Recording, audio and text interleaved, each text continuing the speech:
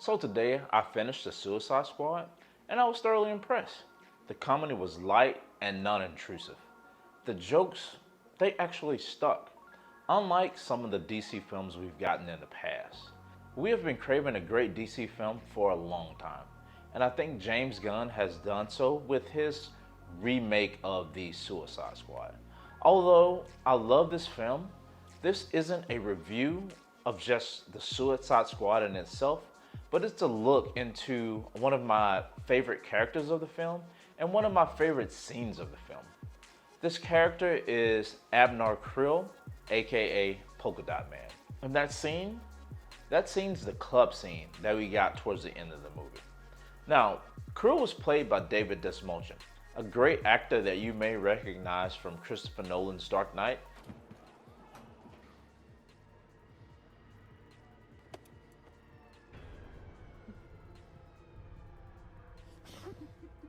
He played Thomas Schiff. He was a henchman that was tasked with kidnapping Rachel and Harvey Dent. He's also going to be playing in the upcoming remake Dune. This actually looks pretty good, but it's yet another one of those Hollywood reboots and remakes. Check out the link above to my previous video that I did on Hollywood's attempt at reboots and remakes.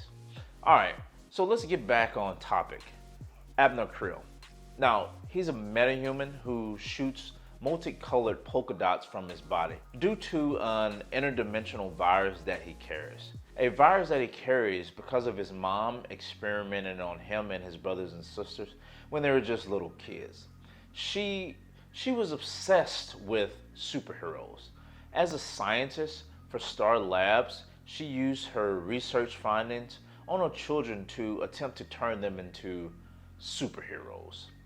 Now, the problem with Krill's metahuman power is that he needs to dispel the dots twice a day. They'll basically eat him alive from the inside. Now, this happens two ways. Either he pukes them out or he fires them and his weapon projectiles. We get to see both of these displayed in the film. Now, for anyone that doesn't know, Star Labs is a private contractor for science research, which was previously headed by Silas Stone. He was Cyborg's father. Now, Krill survived the experiments, but most of his siblings did not. As a child suffering through his mom's experiments, he saw his siblings suffer and die. And because of that, Krill now suffers from PTSD. This has caused Krill to see his mother's face in everyone that he looks at.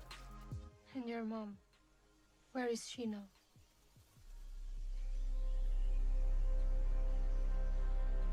Everywhere.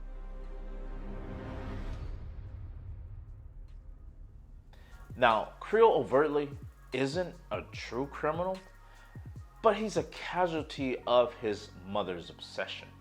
Now, Krill doesn't like to kill, and he comes off in the film as shy, timid, and nervous. These behaviors are portrayed perfectly by Desmochin. He sells every bit of these emotions in every scene that he's in. With Krill not liking to kill, he has to find a way to do so on any of the Suicide Squad missions that he's sent out on. The way he does it is by imagining that all his targets are his mother, thus implying that he may or may not have killed her at some point in his lifetime. Now, let's get into the dance sequence, the club scene. Now, the tensions are high at this point. The gang decides to let their hair down and enjoy the possible last night of their lives. So they start to enjoy themselves. Ratcatcher 2 is definitely feeling the vibes here.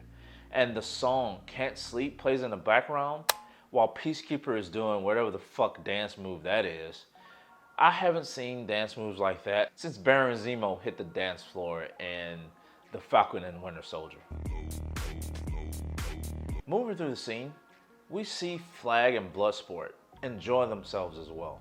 They're laughing, they're drinking, like old friends. Now the camera starts to pan over to Krill, and this shows him having the time of his life.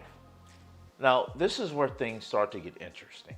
This scene has two layers on display at the current moment. The first layer is what the audience sees. We see Krill dancing with a group of men and women having an absolute blast. This is important because throughout the film, Krill appears to be timid, shy, and nervous.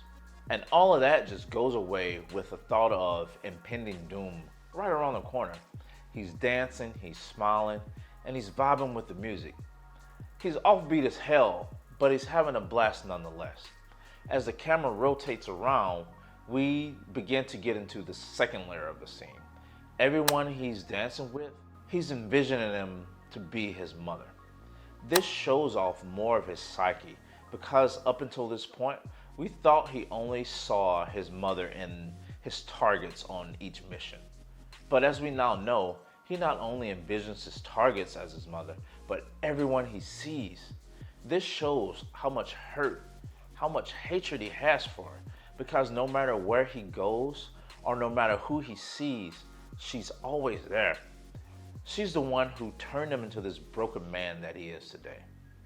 This scene to me was one of the best scenes in the film because it shows how a broken man who was tortured and experimented on, not by just someone he loves, but by his own mother.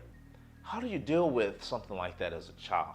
Seemingly never being able to escape his mother because he sees her everywhere, but yet he still finds a way to enjoy himself.